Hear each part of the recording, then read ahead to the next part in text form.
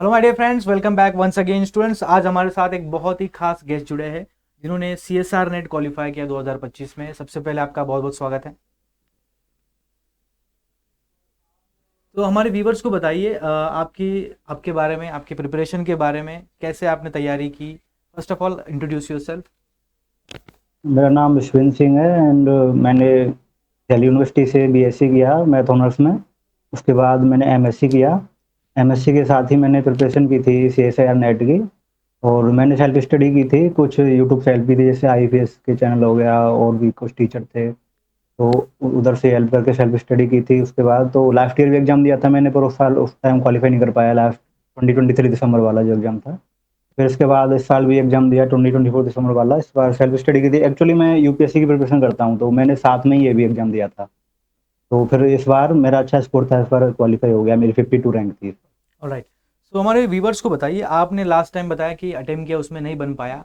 इस बार ऐसा जी। क्या एक्स्ट्रा एफर्ट डाला जिससे आपका क्वालिफिकेशन इंश्योर हुआ? सो व्हाट एक्स्ट्रा यू इस हैव डिड? बार इस बार मैंने बेसिक्स पर ध्यान दिया, जो मेरे कॉन्सेप्ट क्लियर नहीं थे उन कॉन्सेप्ट को क्लियर किया। उसके बाद मैंने प्रैक्टिस की पीवाईक्यू की। पिछले साल मैंने पीवाईक्यू की प्रैक्टिस नहीं कर पाया था उतने अच्छे तरीके से। इस बार मैंने पीवाईक्यू पे ज़्यादा फोकस किया। पिछले 8-10 साल की पीवाईक्यू सारे एग्जाम्स के मैंने अच्छे तरीके से देखे। पेपर भी उसी पैटर्न पर था, तो उससे काफ़ी हेल्प मिली। ऑलराइट। तो आपने मेंशन किया पीवाईक्यू आपने ज़्यादा सॉल्व किया इस बार, पीवाईक्यू में जी। ज़्यादा आपने एफर्ट डाला। तो हमारे व्यूवर्स को बताइए पीवाईक्यू कैसे आपने सॉल्व किए, मतलब टाइमर लगा के 3 घंटे का, या ऐसे ही आप मैन्युअली करते थे टॉपिक नहीं वाइज? नहीं, बस ऐसे जनरली सॉल्व किए। पीवाईक्यू उस क्वेश्चन देखकर उसको सॉल्व करना, क्वेश्चन का अगर सॉल्व नहीं भी हो रहा है तो फिर उसका देखना आंसर, फिर कहाँ पर मिस्टेक हो रही है। फिर अगर कोई बेसिक कॉन्सेप्ट है तो उसको किसी स्टैंडर्ड बुक से या किसी टीचर से यूट्यूब से हेल्प लेके समझना उसको पहले अच्छे तरीके से, फिर दोबारा सॉल्व करना उसको सेम तरीके से। ऑलराइट। सो आपने क्या मॉक वगैरह लगाए थे एग्जाम से पहले, और कितने मॉक लगाए थे? न- नहीं सर, मॉक नहीं मॉक लगाए नहीं थे। लगाए थे एक भी? चलिए, तो आपने मेंशन किया कि आप यूट्यूब से पढ़ते थे, तो कितना फ़ायदा हुआ आईएफएस के यूट्यूब के चैनल से, और क्या क्या कौन सी सीरीज आप फॉलो करते थे? जी सर, यूट्यूब से ऐसे पर्टिकुलरली कोई सीरीज तो मैंने फॉलो नहीं की थी, बट यू जैसे कोई टॉपिक नहीं आ रहा है मेरे को तो उसका कोई हम्म समझना है, तो उस हम्म। तरीके से लीनियर अलजेब्रा वगैरह का कुछ मैंने किया था। एक और सर थे अरशद कर करके, उनका यूट्यूब चैनल है, उनसे मैंने पीवाईक्यू सीरीज की थी। पीवाईक्यू का अच्छा कराते हैं वो, उनसे की थी। ऐसे ही एक और मैम थी, उनका नाम तो मुझे ध्यान नहीं है, बट नॉन कॉम्प्लेक्स एनालिसिस मैंने उनसे की थी पीवाईक्यू। ऐसे ही मैंने कई तरीके से किया था। ऑलराइट। सो हमारे व्यूवर्स को बताइए, आपके प्रिपरेशन जर्नी में ऐसा कोई टॉपिक आया है जो आपको लगा कि बहुत चैलेंजिंग है, मुझे टाइम भी लग रहा है पढ़ने में, ऐसा कोई टॉपिक? नहीं सर, मैंने उधर ज़्यादा फोकस नहीं किया, क्योंकि मेरे 3-4 टॉपिक स्ट्रॉन्ग थे। जैसे ये हो गया, ग्रुप थ्योरी हो गया, ये हो गया लीनियर अलजेब्रा हो गया, रियल एनालिसिस हो गया, कॉम्प्लेक्स एनालिसिस हो गया। ये टॉपिक मेरे अच्छे स्ट्रॉन्ग थे, तो फिर मैंने और जो टोपोलॉजी वगैरह थे और हार्ड टॉपिक, उन पर बहुत ज़्यादा मैंने फोकस नहीं किया। ये अच्छे टॉपिक थे तो इन्हीं को मैंने पकड़ कर रखा, इन्हीं पर ज़्यादा फोकस किया। सारे पीवाईक्यू इन्हीं के सॉल्व किए मैंने अच्छे तरीके से, तो इन्हीं से मेरे को फ़ायदा मिला। डेफिनेटली। तो हमारे व्यूवर्स को बताइए, आपके जब भी स्टूडेंट प्रिपरेशन स्टार्ट करता है, ऐसा नहीं है कि 1-2 महीने का प्रिपरेशन है, लॉन्ग जर्नी है, तो हाँ सैचुरेशन बिल्कुल। बीच में आता है, तो कैसे आपने हैंडल किया, कैसे अपने आप को मोटिवेटेड रखा, इसके बारे में बताइए। मोटिवेटेड यही है कि आप फोकस करते रहो, बस कंटिन्यूस रहो, परसेवरेंस, कंसिस्टेंसी के साथ आप पढ़ते रहोगे तो अल्टीमेटली सक्सेस आपको मिलेगी। और आपको बस बेसिक कॉन्सेप्ट अगर आप क्लियर नहीं है तो वो क्लियर करना है, हेल्प लेनी है जहाँ से हेल्प मिल सके, स्टैंडर्ड बुक से पढ़ना है। और उसके साथ साथ फिर पेपर का पैटर्न देखना है, किस तरीके से पेपर आता है, उस तरीके से अपने आप को मोटिवेट रखना है कि हाँ हो जाएगा उस तरीके से। ऑलराइट। तो हमारे व्यूवर्स को बताइए, कोई आप ऐसी एक्टिविटी फॉलो करते थे क्या जिससे आप अपने आप को रिसेट करते थे? बिकॉज सैचुरेशन आता है, बहुत सारे स्टूडेंट गाने वगैरह हाँ सुनते हैं, बिल्कुल। हाँ तो ऐसी बिल्कुल, क्या आप एक्टिविटी ऐसा, करते थे? आप कोई ऐसी हॉबी या आपकी कोई ऐसी इंटरेस्टिंग एक्टिविटी जो आपको अच्छी लगती है वो सब कर सकते हो आप। जैसे 5-7 दिन पढ़ने के बाद आपका सब मूड करता है, हम्म। सैचुरेशन हो जाता है। जैसे क्रिकेट को मैच देख लिया, या फिर क्रिकेट खेलने चले गए थोड़ी देर, दोस्तों के साथ बातें कर ली, ऐसा आप कर सकते हो। कोई बुक्स पढ़ ली ऑफ टॉपिक, जैसे मैथ तो हम पढ़ते ही रहते हैं कंटिन्यूस, कोई लिटरेचर बुक पढ़ा उठा के पढ़ ओके। ली। तो आप कौन सी एक्टिविटी फॉलो करते थे इसमें से? मैं तो ज़्यादातर क्रिकेट फॉलो करता हूँ, क्रिकेट तो खेलते क्रिकेट थे? खेलने चला गया या क्रिकेट देख लिया, ऐसा करता हूँ। चलिए। तो हमारे व्यूवर्स को बताइए, एग्जाम से 2-3 हफ्ते पहले बहुत प्रेशर रहता है, इस बार क्वालिफाई होगा या नहीं, तो क्या माहौल हम्म। था आपके फ्रेंड सर्कल में, और किस तरीके से आपने अप्रोच किया 2-3 वीक? माहौल तो सर था, प्रेशर रहता ही है कि इस बार होगा नहीं होगा। पिछली बार हुआ नहीं था मेरा, तो इस बार भी प्रेशर था कि क्या होगा पता नहीं। एग्जाम भी लेट हो गया था काफ़ी, हम्म। तो उस वजह से प्रेशर था। बट अपने आप को ये अंदर से मोटिवेशन बना के रखा कि देखते हैं अच्छी तैयारी है, पीवाई को अच्छे किए हैं, उसमें अच्छा स्कोर आया है, अच्छा फॉलो है, तो चलो देखते हैं हो जाएगा। हम्म।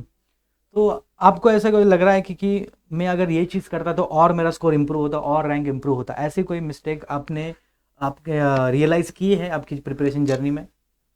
हाँ सर, और इम्प्रूव कर सकता था मैं रैंक, जैसे मैंने टॉपिक कुछ छोड़ दिए थे, उस टॉपिक को और बेटर करता।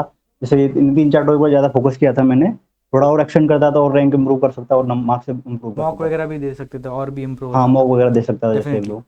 तो हमारे व्यूवर्स को बताइए, आपके जो 3 घंटे एग्जाम सेंटर में कैसे बीते? कौन सा सेक्शन पहले क्या, और कैसा आपका डिस्ट्रीब्यूशन रहा टाइम का, इसके बारे में अच्छा, बताइए। उसका सर ऐसा था, एग्ज़ाम से पहले तो काफ़ी एंग्ज़ायटी थी, क्योंकि 1 घंटे पहले एंटर हो जाते हैं वहाँ पर, यस। काफ़ी टाइम लगता है सिक्योरिटी चेक वगैरह में भी। तो वहाँ पर बैठे थे, जब तक एग्ज़ाम शुरू नहीं हुआ था तब तो काफ़ी एंग्ज़ायटी थी कि कैसा पेपर आएगा पता नहीं, वहाँ अकेले बैठे थे चुपचाप।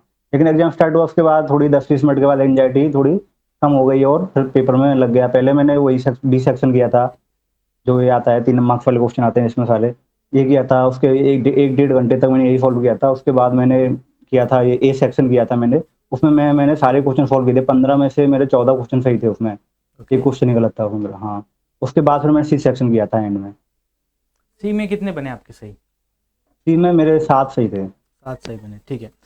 सो हमारे व्यूवर्स को बताइए कि जब आपने 3 घंटे बाद पेपर हैंड ओवर किया इन्विजिलेटर के हाथ में, तो क्या हुँ। महसूस हो रहा था? आपको लग रहा था इस बार हो जाएगा पक्का? हाँ, उस बार लग रहा था, क्योंकि उसमें काफ़ी कॉम्प्लेक्स वगैरह के काफ़ी क्वेश्चन थे, तो वो मैंने सॉल्व कर लिए थे। कॉम्प्लेक्स के काफ़ी क्वेश्चन थे, लीनियर के काफ़ी क्वेश्चन थे, तो वो मेरे अच्छे थे। मुझे लग रहा था कि हाँ, ये अच्छे क्वेश्चन आए हैं, जैसा मैंने पढ़ाया है, पीवाईक्यू ट्रेंड है, इस तरह के मैंने सॉल्व करके आया हूँ, उसी तरह के क्वेश्चन आए हैं। राइट। तो मेरा नेक्स्ट क्वेश्चन आपके लिए, आपका जो सक्सेस है CSR नेट 2025 का, उसका क्रेडिट ऐसा कोई एक व्यक्ति, इंसान जिसे आप डेडिकेट करना चाहोगे? सर ऐसा तो नहीं, मेरी खुद की सेल्फ स्टडी और ऑफ कोर्स घर वाले, माता-पिता, वो तो सब वही हैं, क्योंकि हर जगह सपोर्ट करने पर वही हैं, हर तरीके से मैं यस। रहता हूँ या बाहर, घर से बाहर फाइनेंशियली सपोर्ट करना, इमोशनली सपोर्ट करना, वही सब हैं। और मेरे दोस्त तो यही हैं साथ में, जो इमोशनली सपोर्ट करते हैं। अगर इमोशनली बर्नआउट होता है आपको 5-7 दिन के बाद, तो उनके बीच में बैठ के बातचीत कर लेते हैं, तो मन हल्का हो जाता है। चलिए, मेरा लास्ट सवाल आपके लिए, बहुत अच्छा लगा आपसे बात करके और आशा करता हूँ सभी स्टूडेंट्स भी इस इंटरव्यू से कुछ सीख लेंगे। लास्ट सवाल, क्या मैसेज आप देना चाहोगे अपकमिंग जो स्टूडेंट्स हैं जो पहली बार नेट की तैयारी करने जा रहे हैं, उनके लिए क्या मैसेज है? मैसेज यही है सर कि आप 1-2 महीने शुरू में तैयारी करें, और आप कोई क्वेश्चन सॉल्व ना हो तो बस आप हिम्मत नहीं आ रहे हैं कि हमसे होगा नहीं, हमसे तो हो ही नहीं पा रहा है। आप धीरे-धीरे, एक प्रोसेस है, उस प्रोसेस को फ़ॉलो करें, आप बेसिक से शुरू करें, धीरे-धीरे बेसिक क्वेश्चंस करें, उसके बाद फिर पीवाईक्यू देखें और धीरे-धीरे करके आप एडवांस कॉन्सेप्ट्स पर जाएँ, समझें। अगर नहीं आ रहा है तो टीचर से हेल्प लें, स्टैंडर्ड बुक से हेल्प लें, तो उसके हिसाब से धीरे-धीरे चीज़ें आएँगी प्रोसेस के साथ। बस हिम्मत नहीं हारनी, बीच में आके छोड़ देना कि मुझसे तो नहीं हो रहा है इस समय पर। यस। चलिए, thank you so much for your valuable time. आशा करता हूँ सभी स्टूडेंट्स कुछ ना कुछ सीख लेंगे इस इंटरव्यू से। Thank you so much for joining. Thank you.